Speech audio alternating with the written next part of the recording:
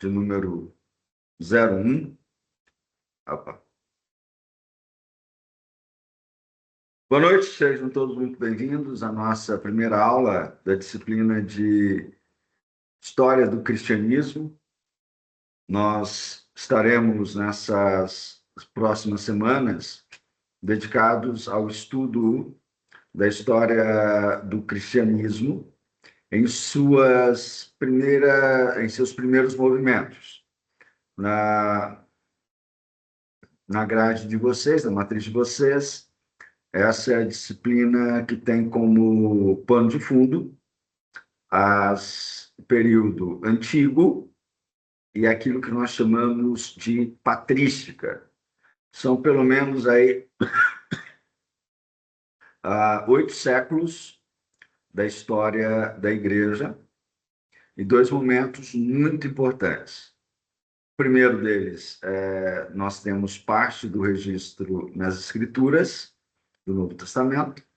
A segunda parte já é um período que nós temos documentação sobre os acontecimentos, ou vários acontecimentos, em formato de trabalho histórico, de crônicas, cartas, entre outros livros, que nos dão uma ideia do cenário que o cristianismo viveu, experimentou no seu início.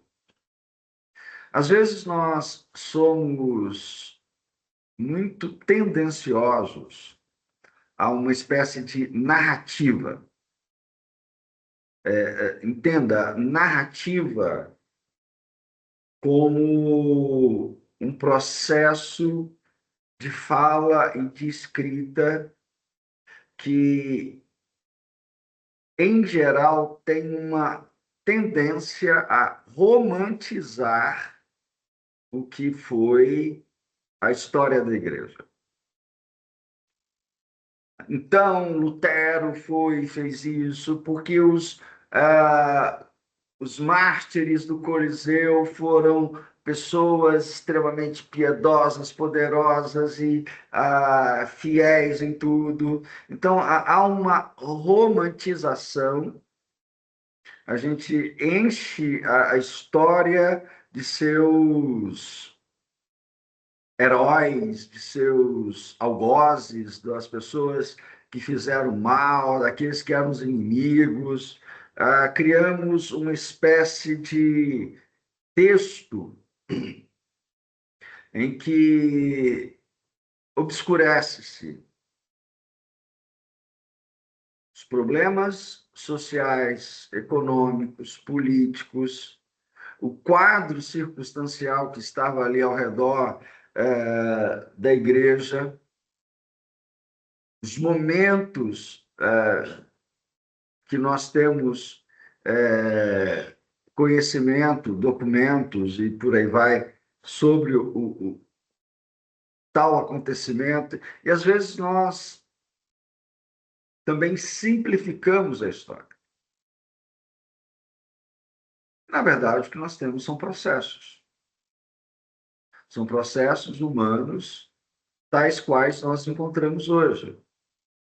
São situações históricas, sociais, econômicas e políticas que possibilitaram certas situações que hoje talvez preferimos ignorar. A história não é simplesmente uma série de narrações acerca das coisas. Às vezes também ela é esconder as coisas.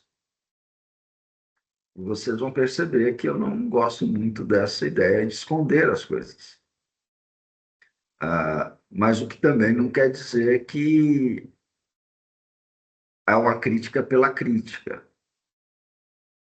A gente precisa estar ciente que algumas coisas que aconteceram são bem importantes e há coisas ruins também. A história não é feita de bonzinhos e mauzinhos lutando pelo bem ou pelo mal. Isso é história de quadrinho. Isso é gibi. A história real, ela é um tanto quanto mais concreta, um tanto quanto mais problemática do que a gente gostaria que fosse. Então, vamos lá. Marco iniciador da igreja cristã.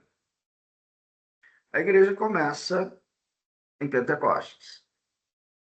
O marco da igreja é aquilo que nós conhecemos como o dia de Pentecostes, quando Deus cumpriu a promessa de Joel, capítulo 2, e derramou o seu espírito sobre toda a carne. Teologicamente, nós temos um ponto da intersecção de aquilo que a gente viu em Paulo e João na teologia do Novo Testamento, que é a intersecção do mundo vindouro e do mundo do aqui e do agora. Então, há uma interconexão desses dois momentos da história da redenção, da história da salvação.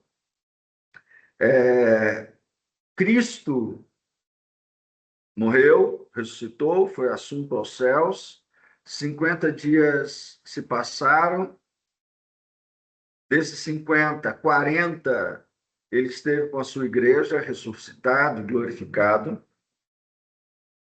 As 500 pessoas de uma só vez, nos diz o apóstolo Paulo, o viram pessoalmente, ressuscitado e glorificado. Eles, então, são reunidos por Cristo e ele é assunto aos céus. 10 dias depois, é derramado o Espírito Santo. Nesse contexto, nós já temos o Messias, a ressurreição e o Espírito. Quando você vai para as profecias do Antigo Testamento, essas três coisas juntas marcam o início da redenção, o início do reino messiânico. O Messias está entre nós porque a ressurreição é um fato, porque Cristo ressuscitou e, portanto, ele, como Messias, está vivo e ele já nos doou o Espírito Santo. O Espírito Santo da promessa manifestou-se. A igreja começa de maneira simples. Reunidos em Pentecostes estão 120 pessoas. Não devemos tomar como certo que a igreja fosse apenas estes. Nós precisamos entender que havia seguidores de Cristo que não foram a Jerusalém com ele para sua morte e ressurreição. Há 50 dias antes da sua ascensão, mais de 500 pessoas o viram. Provavelmente a igreja reunida em um só lugar. Mas se a gente pensar nisso, ainda é um número pequeno, ainda que seja 500 pessoas.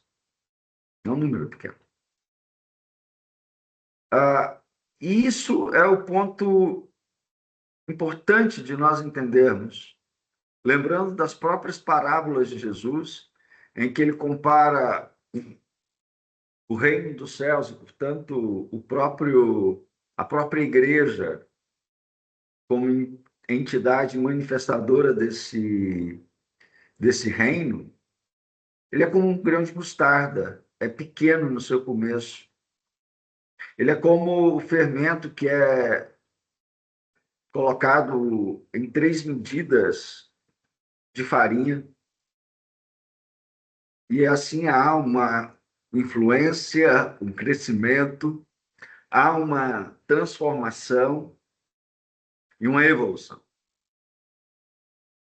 Essa evolução se torna, então, algo dramático em Pentecostes, porque a igreja, potencializada pelo Espírito Santo, começa a anunciar de maneira poderosa as virtudes de Jesus Cristo. E há um chamado ao arrependimento, à transformação, à mudança, à conversão. A pregação de Pedro em Pentecostes nos gera mais de 3.000 ou quase 3.000 pessoas convertidas. E aí nós não sabemos se isso é um número absoluto, se aí só está sendo contado homens, excetuando mulheres e crianças. O fato é que a igreja tem um crescimento exponencial naquele momento. Lembre-se, Pentecostes era o final do ciclo das grandes festas de Israel. Então, a gente sabe que havia homens e mulheres de todo o canto do mundo ali naquela época, naquele momento.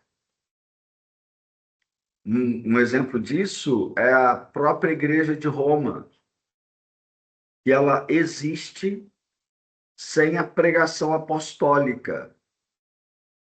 Até onde se sabe, não se conhece quem foi o primeiro cristão ali. Não se reconhece isso. A gente não sabe quem plantou a Igreja de Roma.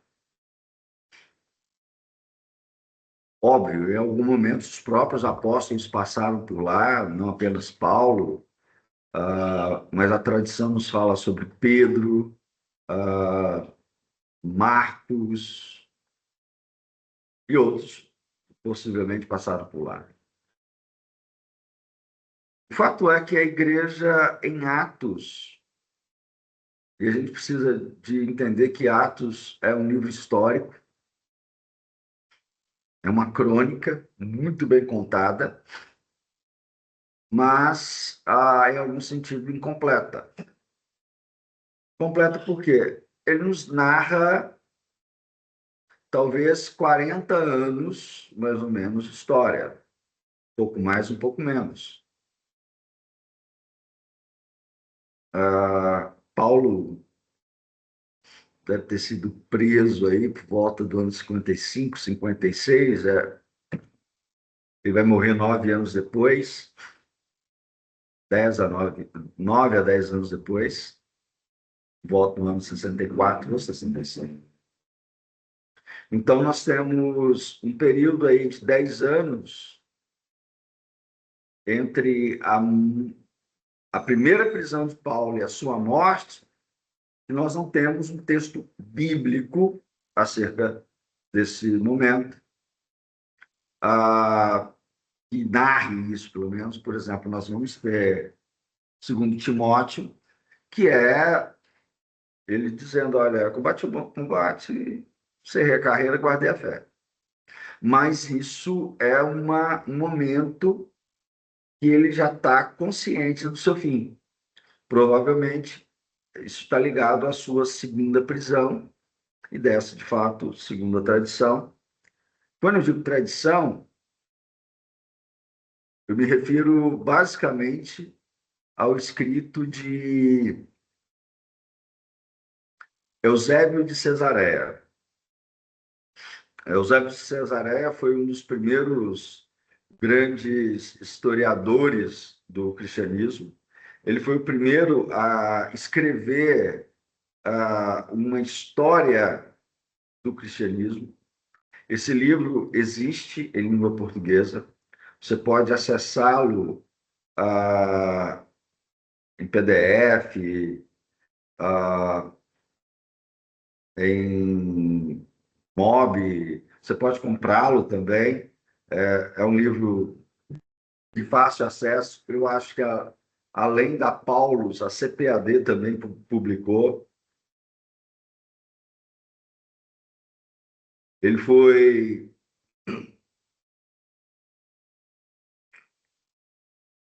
bispo da Cesareia Marítima, a cidade onde Paulo ficou preso durante um tempo antes de ir para Roma.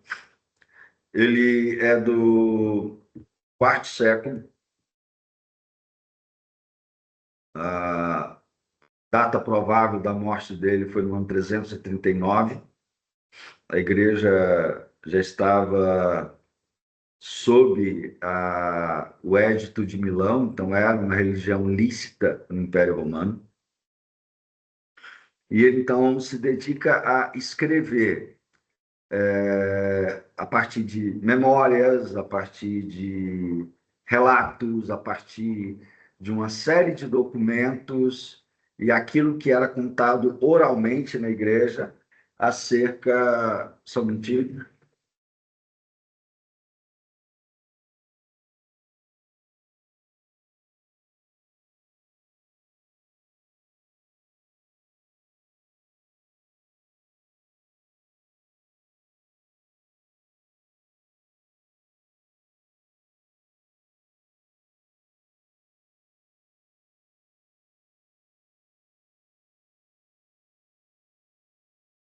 queimamos aqui agora.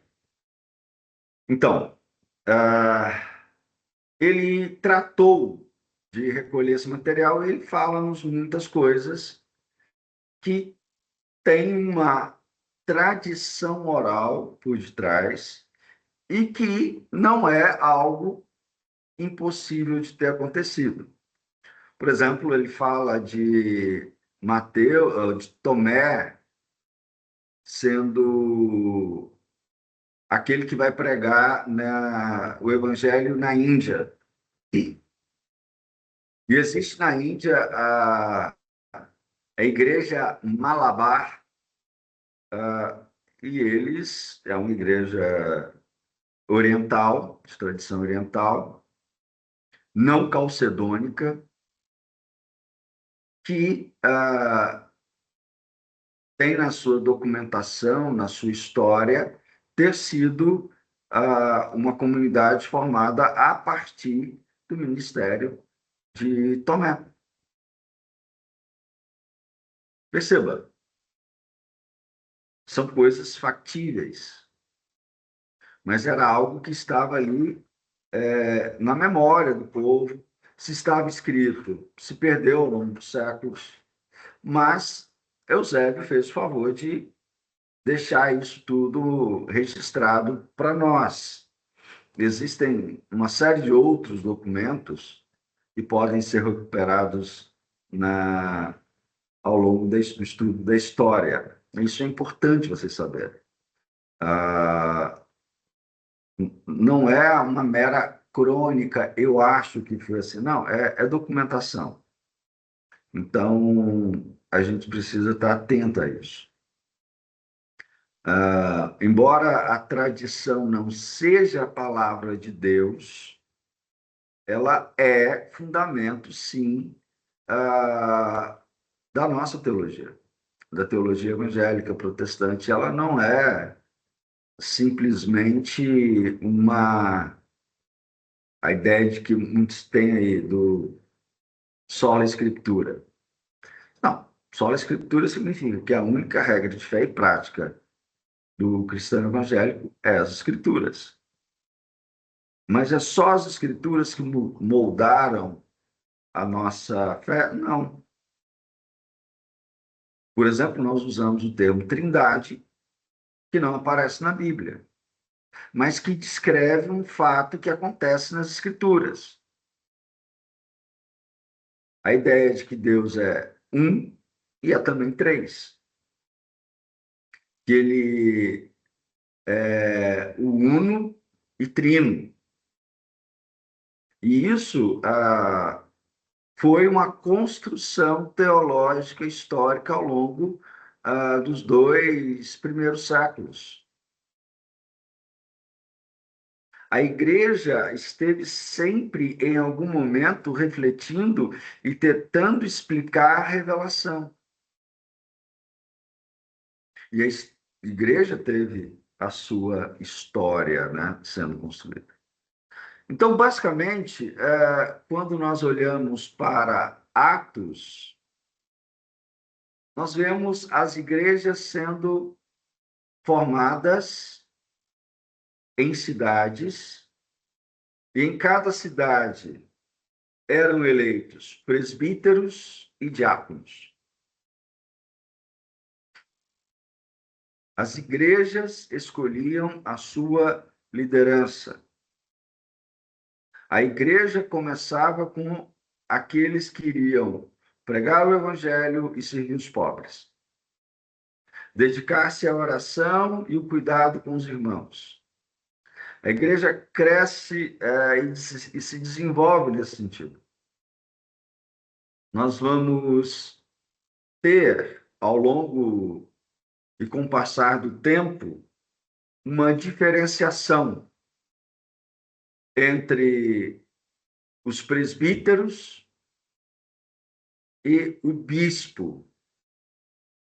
Se nas Escrituras presbíteros e bispos são confundidos, ou seja, um termo substitui o outro, com o passar do tempo e por necessidades, ah, entre os presbíteros, era escolhido aquele que seria, usando palavras nossas hoje, o supervisor de toda a igreja. Então, nós temos em uma cidade uma igreja, um grupo de cristãos, ou vários grupos de cristãos que se reúnem em casas diferentes. Não são igrejas diferentes, são a igreja em grupos regionais, sabe-se lá como, dividida em bairros. Lembre-se, nos primeiros séculos, até o Edito de Milão de 313, eu acho, nós não temos um templo, uma igreja, um espaço para reunião. Se reuniam em sepulturas, em cemitérios, no meio do mato, em casas, como acontecia em Roma, pelo menos no início. E o que nós vamos ter são essas comunidades elegendo seus diáconos, elegendo os seus presbíteros, aqueles que estariam ali no pastoreio, na dinâmica do pastoreio, e em algum momento a gente tem essa criação da figura diferenciada do episcopo, do bispo, que é um superintendente, um supervisor de toda a obra da igreja naquela cidade. Essa é a ideia do bispo. Então, já no final do século I, a igreja já assume uma característica de um ministério tríplice: diácono, presbítero e bispos. Nós podemos encontrar isso hoje de diversas formas dentro das igrejas históricas e também das igrejas pentecostais, como, por exemplo, a Assembleia de Deus. Quando você fala em pastor presidente na Assembleia de Deus, você está falando de um que gerencia vários presbíteros, ou vários pastores, vários presbíteros, vários diáconos, e às vezes comunidades distintas. O pastor presidente de uma área do ministério, mas que envolve várias pequenas comunidades. É mais ou menos essa a ideia do bispo. Não à toa que o antigo pastor presidente do Ministério Madureira da Assembleia de Deus atualmente é chamado de bispo. Samuel Ferreira, eu acho. É chamado de bispo. Correto. Biblicamente, historicamente, é correto esse termo. Aliás, Se você olhar para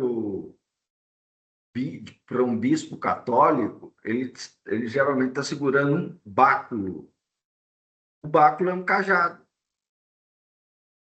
que aponta para a figura do pastor. E, por exemplo, quem é o pastor na Igreja Católica não é o padre, que é um presbítero. Oficialmente, padres são chamados presbíteros. Padres são chamados presbíteros. Eles têm essa função. O pastor da igreja é o bispo. É o bispo que tem autoridade sobre todas as igrejas, sobre todos os padres, sobre todos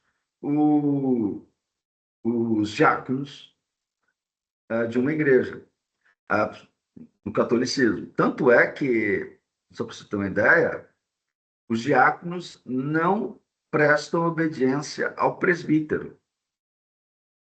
O diácono presta obediência ao seu bispo.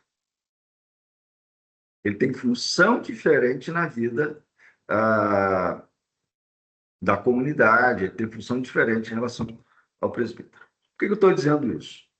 Porque a igreja começa, então, a se configurar como várias comunidades dentro de um espaço geográfico chamado cidades. Então, você vai ter essa ideia muito comum dentro do cristianismo primitivo ou do cristianismo antigo. Você vai ouvir falar sobre um Policarpo, que era bispo de Esmirna, Inácio, que era bispo de Antioquia, Atanásio, que foi bispo de Alexandria. Então, esses homens foram justamente esses servos de Deus que estavam sobre a superintendência da igreja de Cristo em determinadas cidades, havendo todo o ministério ali sendo organizado. Isso já nos aponta para uma questão: as igrejas eram independentes umas das outras, eram comunidades independentes umas das outras, mas que, quando tinham que resolver problemas de ordem moral, espiritual, teológica, elas sempre se reuniam e debatiam o problema, conversavam sobre o problema. Eram igrejas independentes, mas que estavam em comunhão umas com as outras, principalmente no reconhecimento de seus bispos, na relação entre eles, na relação entre as igrejas que iam sendo formadas. E, obviamente, cada região tinha sua cultura.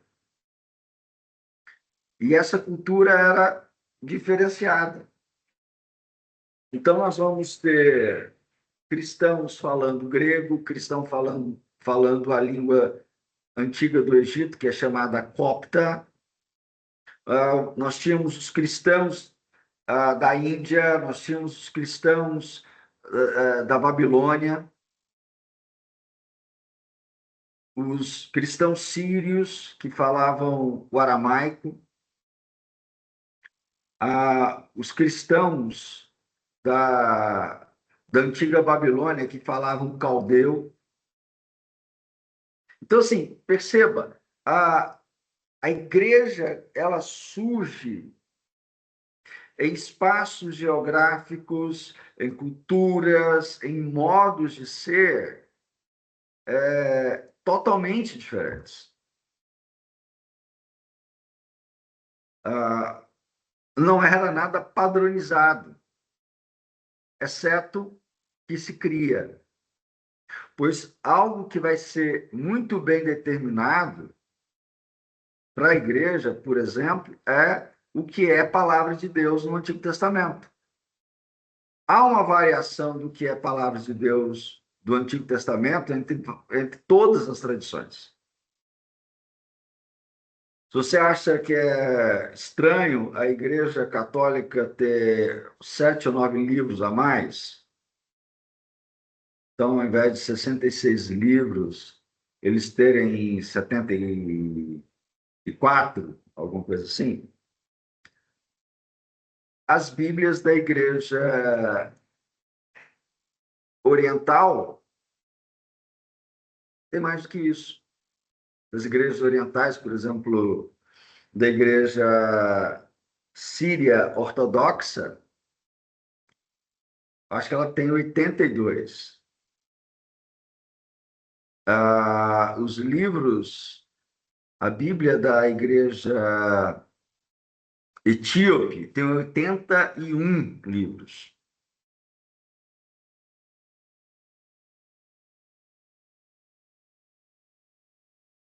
Alguns posteriores aos 24 do Novo Testamento.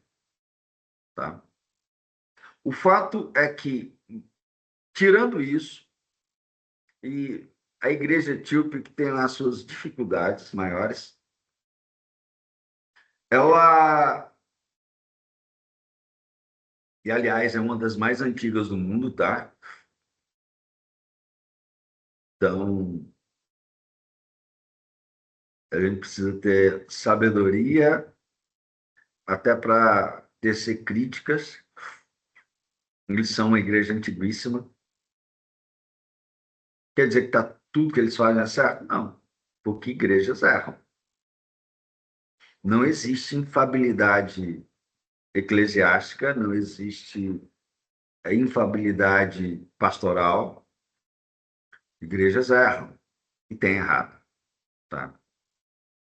E nesse erro que as igrejas têm experimentado, suas distorções, inclusive as nossas. Não seja desonesto em achar que a sua igreja é santa, perfeita, porque ela não é. A igreja neste mundo ela é uma noiva que está sendo adornada pelo seu esposo. Isso é um fato que a gente precisa de entender. Então, essas igrejas distantes, eles preservaram um elemento fundamental, a compreensão da fé em Jesus Cristo. O reconhecimento que Jesus Cristo era o Messias prometido no Antigo Testamento. A fé e a crença de que ele nasceu de uma virgem, padeceu sob o poder de Pôncio Pilatos, foi crucificado, morto, sepultado, ressuscitou ao terceiro dia, subiu aos céus. E a certeza que um dia ele voltará para julgar os vivos e os mortos e dar início a um reino restaurado na terra. Bom, nós chamamos isso de credos ou confissões. Em algum momento nós teremos as confissões. Mas, inicialmente, os credos. O que eu creio? O que é necessário crer para ser salvo? O que é necessário acreditar para ter a salvação?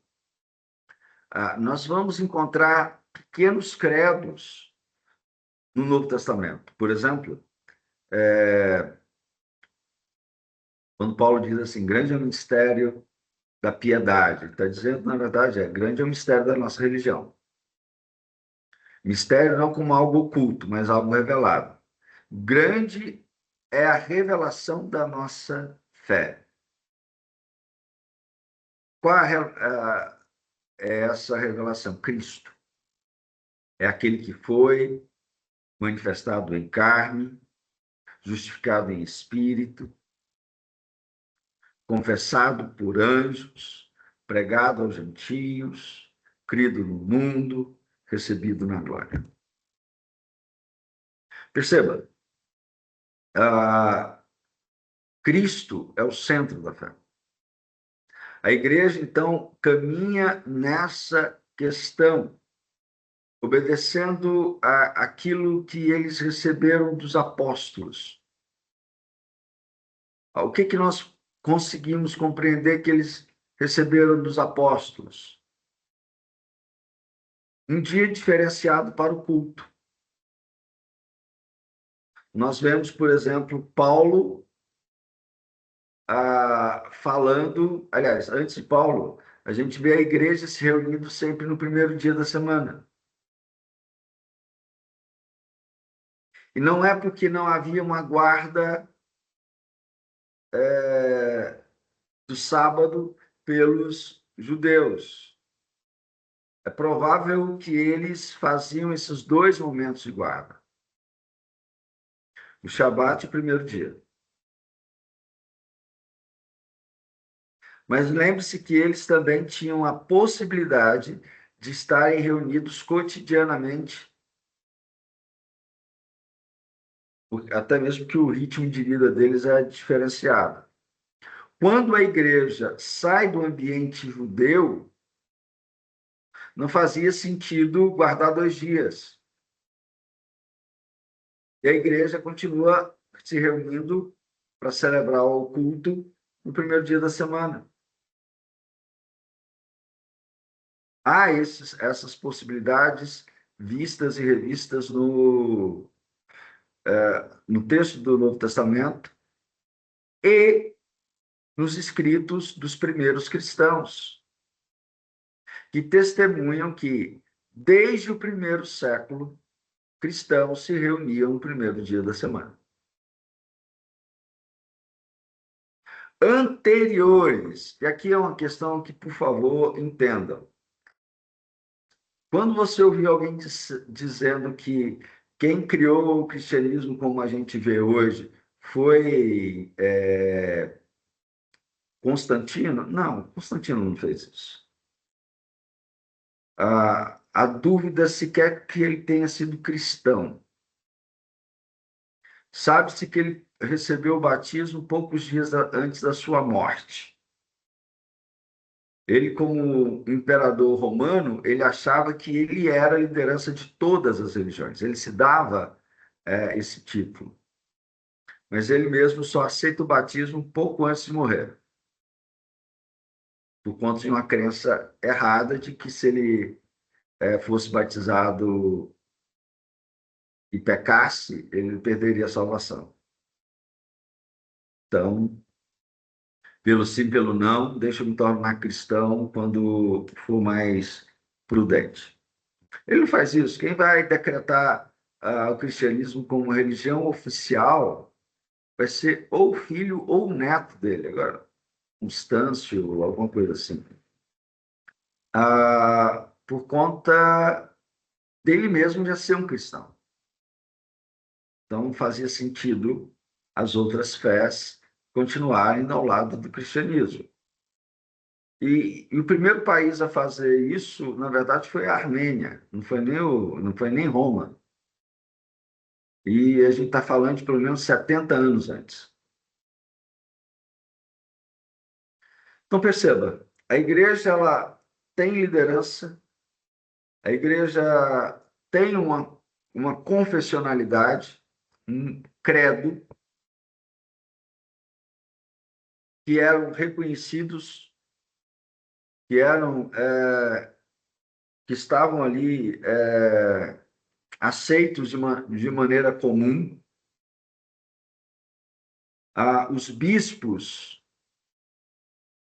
presbíteros, diáconos eram ordenados por imposição de mãos. E para ordenar um bispo era necessário 3 outros bispos. No mínimo, 3 outros bispos. Para que houvesse testemunho, sim, ele foi ordenado.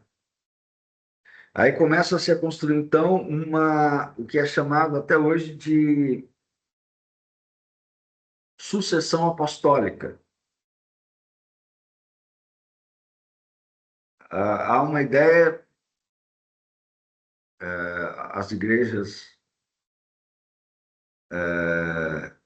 anteriores a 1000 a Reforma, todas elas, inclusive alguns ramos luteranos e todo o anglicanismo, por exemplo, eles têm a ideia de que eles todos foram ordenados, ou eles estão em uma contínua ordenação de que os leva lá atrás aos apóstolos.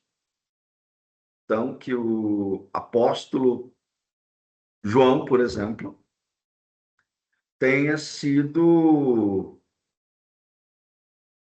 o apóstolo que ordenou Inácio de Antioquia, que foi bispo de Éfeso, ou, aliás, de Antioquia, em algum momento. Ele teria sido ordenado por João quando João ainda era bispo em Éfeso.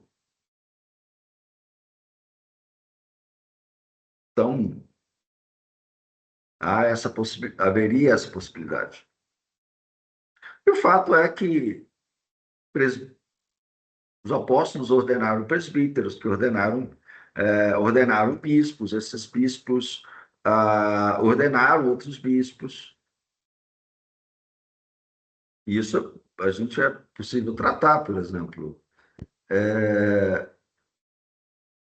Uma das mãos que me ordenaram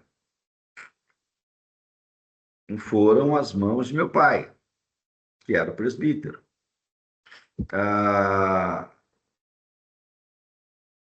As mãos do meu irmão, que era pastor. Aí, pegando do meu pai foi ordenado, um dos homens que impôs as mãos sobre ele foi meu avô, que teve um primo dele, que era pastor, que o ordenou também como presbítero, e outros presbíteros, que foram ordenados por outros, que foram ordenados por outros, que foram ordenados por outros, e a gente consegue pensar assim: estamos ligados a algo que é bem antigo, que retoma ao pastor, o primeiro missionário presbiteriano no Brasil, mas ele foi ordenado por pessoas que a gente sequer sabe quem são. O que isso criava? Uma relação de amizade, de fraternidade entre os bispos e, portanto, entre as igrejas e, portanto, entre as comunidades. Esse sentimento de unidade faz com que eles percebam aquilo que eles vão se chamar em algum momento católicos. A palavra católico significa conforme o todo, ou seja, conforme todas as igrejas espalhadas pelo mundo. Então, onde nós temos a ideia de universalidade. A igreja é universalmente, ou está universalmente espalhada pelo mundo, mas em comunhão naquilo que é chamado ecumenê, onde nós temos a palavra ecumênico. A ecumenê, ou oikomenem. Oikomenem é a casa maior. Oikom, então nós temos a palavra casa, em grego, mas uma casa abrangente. Então, quando a gente ouve essa palavra ecumênico dentro da teologia cristã, nós precisamos entender que ele está falando dessa igreja que no todo se encontra espalhada, que se faz presente no mundo, e está ali. Só um minutinho, gente.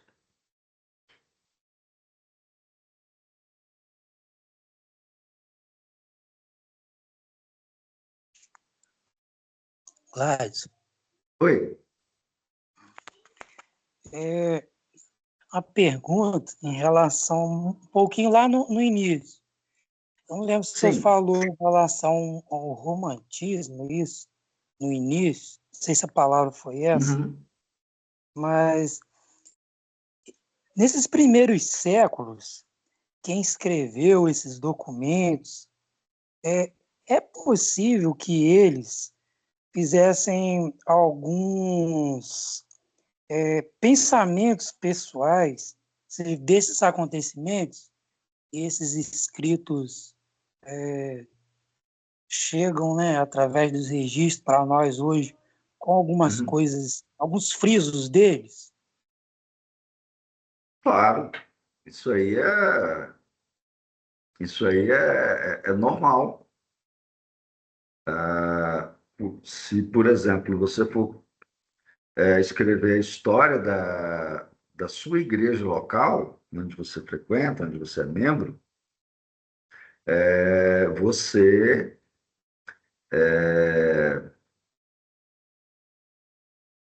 você vai colocar algumas coisas suas impressões, suas percepções.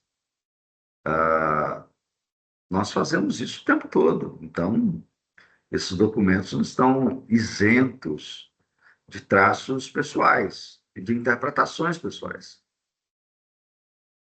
Então, aí é a questão do quem é historiador da igreja, da história da igreja, ele que tem que ter muito cuidado para fazer essa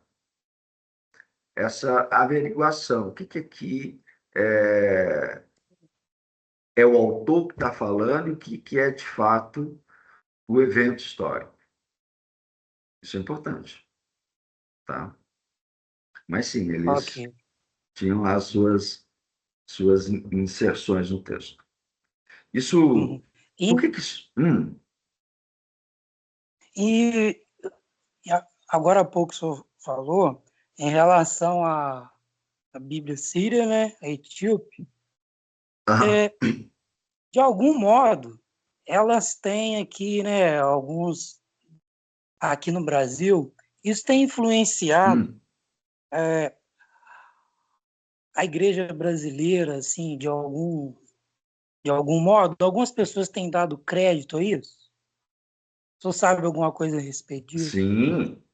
Por exemplo, um dos livros da Bíblia etíope é o livro de Enoque.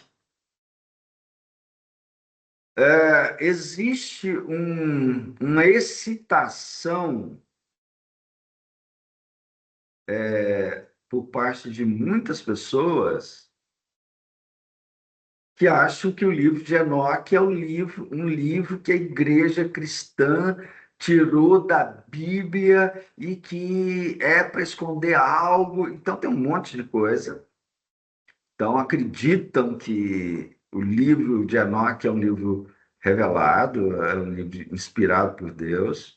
E tem muita gente entrando nessas coisas. Há, há muito erro, alguns livros apócrifos que são adotados por eles, às vezes aparecem dessa maneira, como se fosse algo extraordinário. Só que quando você coloca no crivo e compara com os textos bíblicos, você percebe que a ideia não cola, não existe unidade. Sim. Mas sim, aliás, José, que a gente tem visto, o que eu tenho visto aí é conversão de protestantes, evangélicos, pentecostais ou não, ao catolicismo. Não raras vezes ao catolicismo ortodoxo, não o catolicismo do Papa, né, mas o catolicismo ortodoxo tem crescido bastante. Só você entrar nas redes sociais, você vai encontrar um monte de É, cara falando, eu sou ex-protestante e agora sou católico. Sou ex-protestante e agora sou ortodoxo. essa aí E, eu não estava sabendo, não. oi? Isso aí eu não estava sabendo, não. É, então, É algo para a gente tomar cuidado, porque está acontecendo muito. Então, esse E não momento poucos nosso, pastores. esse momento nosso de a mediatização, né? Os cultos sendo gravados, sendo Hum, divulgados, né, das igrejas. E isso também facilita para muita gente tá vendo, né, esses outros, esse suposto evangelho, né, usando sim, sim, esses livros aí, e muitos estão indo nessa, né? sim, sim, isso tem acontecido, infelizmente. E é por falta, talvez, de um estudo da história da igreja. Se você se dedica a entender o que foi, o que são esses 2.000 anos de história, você sabe, você vai ter consideração, por exemplo, de que muita gente falou doidice. Teve gente aloprada que ensinou coisas erradas, que não tinha nada a ver, mas era uma crença dele. E isso é normal. Infelizmente, isso é mais normal que você imagina. Eu não sei, eu ouvi falar de um negócio que estava acontecendo, que as pessoas estavam recebendo diamantes durante a oração. Você ouviu alguma coisa disso? Não, senhor, não tô sabendo isso agora. Pois é. Né? Quando eu era criança pequena lá em,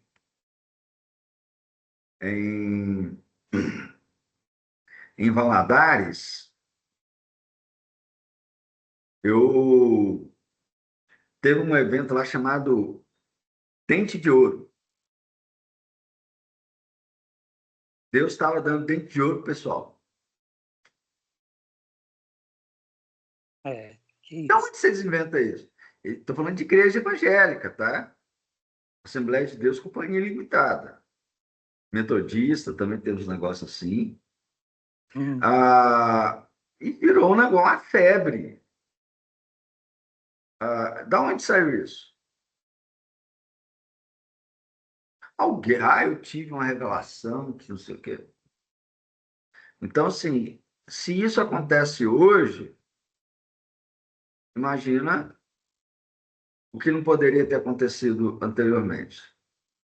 E a gente vai ter ao longo da história pessoas, por exemplo, um cara chamado Montanos, que ele vai abrir a boca e dizer: Eu sou o consolador que Jesus. Não, eu sou o profeta que Jesus falou que viria, como se Jesus tivesse falado de algum outro profeta.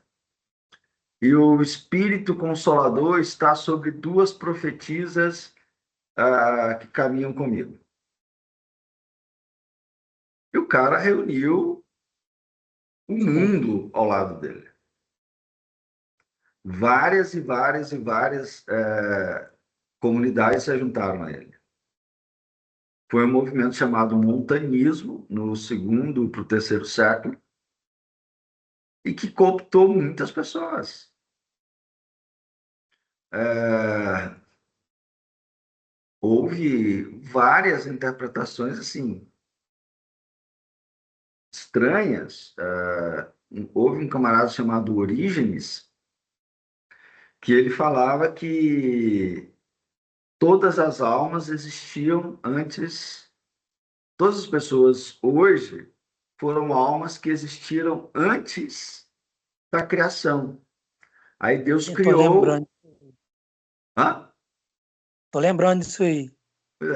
Que as pessoas então foram sendo encarnadas à medida que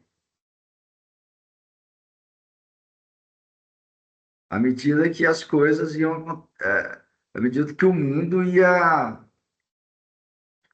Só um minutinho, Josiano. Ok? Você teve dificuldade para entrar? Não, hoje não, foi tranquilo. Foi logo O de. pessoal está falando que. Ah, Não O pessoal tive, está não. falando que tá difícil. Só um minutinho.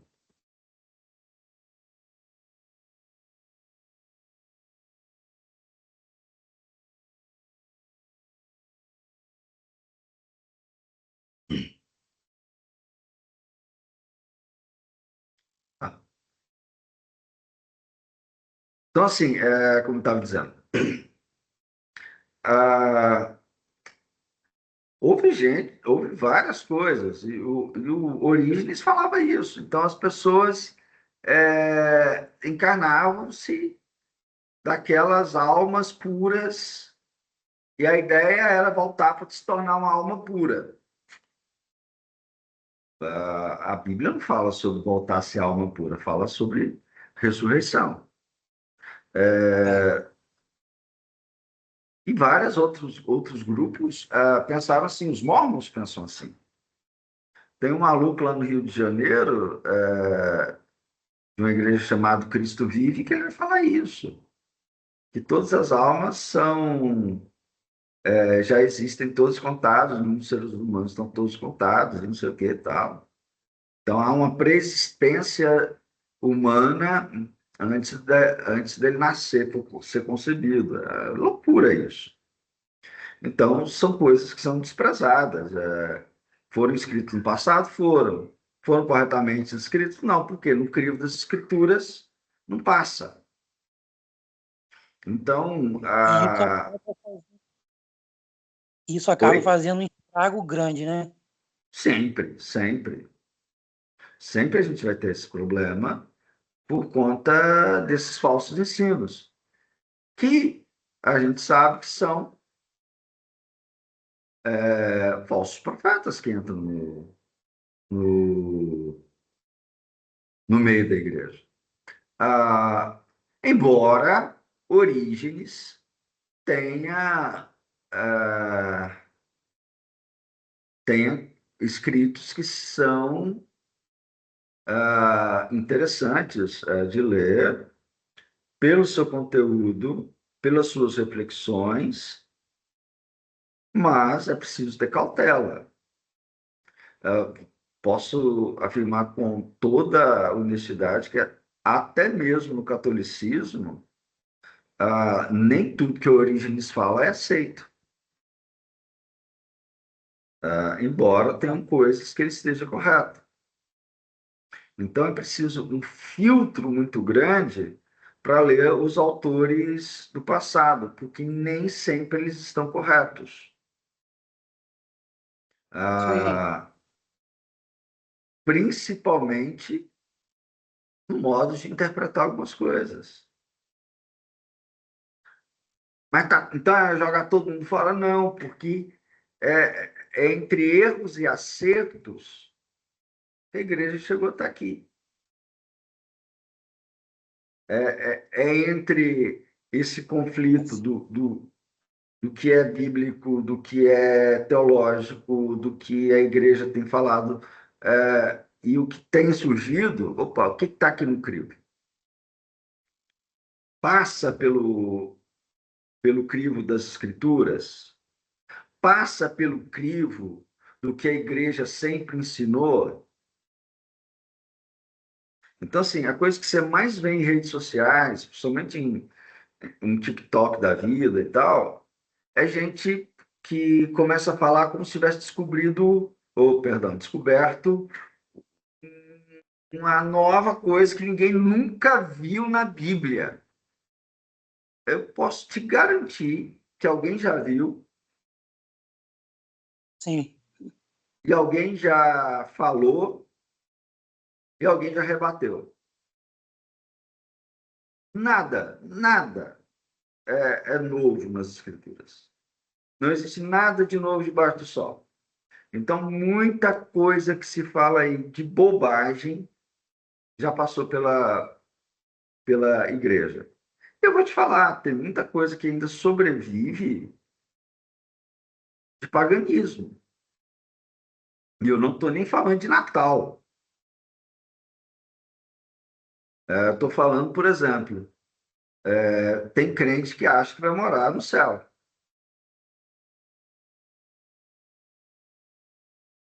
Mas leia a Bíblia e me fala aonde na Bíblia fala de céu. Sim. Fala de uma nova Jerusalém que desce do céu como noiva ataviada para o seu noivo. Fala de Sim. um lugar concreto, real, neste mundo. Não é, a gente não vai virar anjo, a gente não vai virar um espírito evoluído. A gente vai ter um corpo dotado da capacidade de viver pelo espírito. Então, mas tem muito crente que acha que vai ser fantasma. Vai viver uma vida desencarnada, vai ser um espírito evoluído. Isso não é bíblico. Isso é platonismo. Isso é Essa crença. plotinismo. Hã? Conheço alguns com essa crença. Eu conheço muitos, até dentro da minha igreja. Uma irmã que a semana passada quis bater boca comigo. Falei, gente, não. Eu peguei a Bíblia, mostrei para ela. Mas, pastor, porque os outros pastores falaram, não tem nada a ver com os outros pastores. Se te ensinar errado, a responsabilidade vai ser dele. Estou te ensinando certo. E às vezes é difícil. Dizer o que o texto diz, não é isso? É, é. Não, não vou muito longe. Minha mãe tem 2 filhos pastores. E, por graça de Deus, os 2 são doutores. Nós estudamos pra caramba. Amém. De vez em quando ela soltava umas coisas para a gente corrigia e não adiantava. 2 dias depois estava falando a mesma bobagem. Tá. Ué, isso não dá. Então, assim, não acredito que você está ensinando e o povo está aprendendo, não, tá? É É, terrível. Então, assim, mas, Gladys, a igreja. Oi? tô atrapalhando o conteúdo da sua aula, não. Não, está não, né? Você está aproveitando uma aula particular. Os outros estão Tá, aqui. obrigado. Diga. É na parte final. Só tem alguma coisa para concluir aí antes? Não, pode falar. Na parte final da sua aula aí, só comentou sobre a questão da ordenança, Aham, né? Falou ali dos presbíteros, dos pastores. aham, Eu não sou muito participar das aulas, sou meio quieto mesmo, mas eu estava me aham, lembrando sobre isso. Quando eu iniciei na igreja, já adulto já, mas uhum, como criança, a primeira igreja que comecei indo foi a presbiteriana aqui de Cardoso Moreira. A vizinha levava a gente, passou-se uns uhum, anos, né, eu não assim, caminhei como criança, mas já aham, adulto, aí veio, né, porque o arrependimento, veio conhecer Jesus de fato, uhum, genuinamente. Então, eu retornei a esta mesma igreja e aconteceu de eu me batizar lá. oh, E então você passou-se é um tempo, presbiteriano? passou-se um tempo, eu vou te Ah, falar, passou-se um tempo e ali, né, na vida cotidiana da igreja, participativo, houve essa aquela coisa que a gente conhece todo como que faz a presbiteriana. E houve aham, vinha a ser, junto com mais alguns irmãos, a ser ali, participar, né, do quadro, né, da igreja ali como diácono. Então, aham, diácono presbiteriano. Hoje, uhum, eu não estou na presbiteriana, mas a gente sente bem ainda, eu estou na Batista hoje. aham, Mas essa questão da ordenança que foi, né, aquele momento ali que a gente conhece, como é que é, mas o que ficou, hoje eu não estou exercendo esse diaconato, sim, na prática, né? Mas uhum, questão desse respeito, desse reconhecimento com as pessoas quando eu encontro, né? Porque eu tenho uma visão assim, é como algo sagrado. sim, É isso que eu estou lembrando aqui um pouco. Você, é interessante isso, só para até os colegas que não estão participando da aula ao vivo vão, vão ser tocados por isso. Ah, ainda que hoje você não seja membro de uma igreja presbiteriana, você ainda sendo cristão evangélico, ainda está na benção. Para nós presbiterianos, você continua diácono. Você só não está no exercício da sua função. Sim, Se amanhã ou depois você se torna presbiteriano, voltar à igreja presbiteriana, por exemplo, e você for novamente conduzido ao diaconato, você não será ordenado, porque você já foi ordenado. entendi. Você tem um ministério perpétuo à luz das Escrituras. Falando exageradamente, um diácono é diácono até no inferno. A ordem não lhe é tirada. Sim, Quando, por exemplo, é possível, um pastor presbiteriano deixa o ministério, não quero mais ser pastor. Ele não vai ser desordenado, ele vai ser exonerado da função. Para todos os efeitos, ele é pastor. Ele só não está exercendo o pastorado. Digamos sim, que daqui 10 anos a pessoa diga, não, eu quero voltar ao ministério. Ela não será ordenada. Ela tem um campo, ela tem uma igreja para trabalhar, ela tem um lugar para... O uhum, presbitério se reúne e, beleza, volta para o seu ministério. Está reintegrado. Porque a ordem não se exclui. A ordem não exclui, não é excluída em momento algum. Ao contrário, ela é perpétua. Então, essa perpetuidade mostra o quão sério é o exercício dessas funções como presbítero, diácono, pastor. Isso não é brincadeira. Isso, pelo contrário, é causa e razão de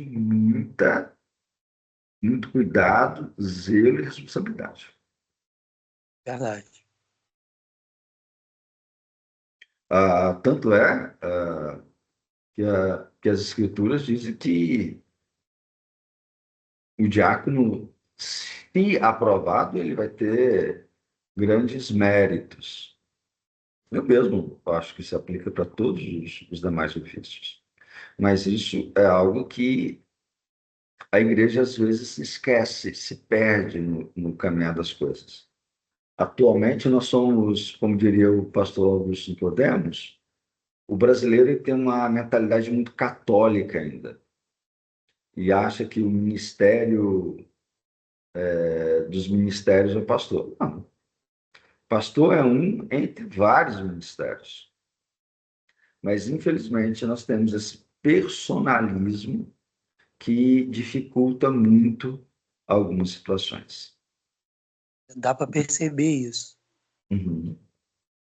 Então, até mesmo quando a gente vê aí igrejas que crescem ao redor de personalidades, quando essas personalidades caem ou simplesmente deixam de exercer influência, essas comunidades se dissolvem. Porque a igreja não é a única cara que tem que ter na igreja é a cara de Cristo, não é a cara de mais ninguém. E infelizmente às vezes nós fazemos isso. Então é algo que a É, gente precisa estar atento. A liderança passa, o povo continua. O povo continua. E a igreja não é a estrutura, é o povo, são as pessoas. amém. Igreja não precisa de estrutura para ser igreja.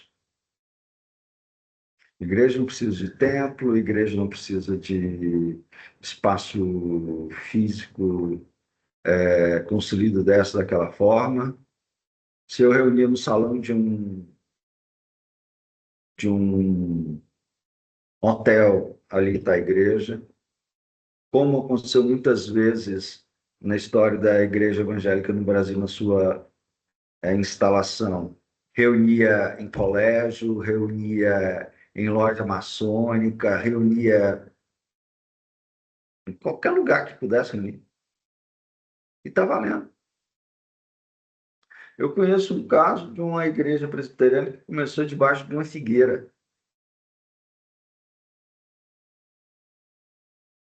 É mesmo? E um evangelista, é, esse evangelista eu conheci já muito velhinho, presbítero Moisés, acho que é Moisés mesmo, ele chegou numa cidade que não tinha igreja presbiteriana, acho que não tinha igreja evangélica na época. E aí ele estava procurando lugar para alugar e o padre disse, ó, não, ninguém vai alugar nada para crente, não. Para ele abrir igreja, não. Se ele quiser, ele que se reúna debaixo da figueira ali. Figueira é uma árvore grande, né? Aí, copa muito larga e tal. Olha, beleza. Eu vou reunir ele mesmo. E começou. Começou o culto ali, o pessoal foi chegando, o pessoal foi chegando. Aí começou a visitar esse povo. E está lá a igreja. Existe até hoje. E já não está mais debaixo da figueira. E igreja povo. Isso. Então, a história da igreja nem sempre é formada por grandes heróis, por grandes personalidades. A maioria da história da igreja acontece com gente desconhecida, gente que as pessoas não sabem quem são, mas que Deus sabe as suas histórias, seus feitos, seus defeitos e tudo mais. Bom, acho que por hoje é isso. Obrigado, Josiane, pela sua presença, obrigado pela conversa, foi muito bom. Você é do Rio, né? Do estado do Rio? Cardoso Moreira é norte, noroeste fluminense. Já é bem aqui próximo a Minas, né? Laje do Muriaé, por Aham. aqui. É bem, Ah, tá. Uhum. bem nessa região aqui. Um Mas é lugarzinho, isso. Eu um que lugarzinho agradeço. agradável. Interiorzinho, Bom poucas, demais. menos de 30 mil habitantes. Né? Pô, é onde A eu quero vida passar o resto da bem vida. tranquila. Não, bom é isso, nessas correrias de cidade grande, não. Mas é isso, meu irmão. Obrigado pela sua presença. A todos os demais que vão assistir essa aula depois. Deus também abençoe a sua vida, a vida de vocês. E na próxima semana a gente retoma. Eu quero comentar mais um pouco sobre a patrística e trazer alguns elementos mais referenciais para vocês. Um abraço, fique com Deus e até a próxima. Boa noite. Boa noite.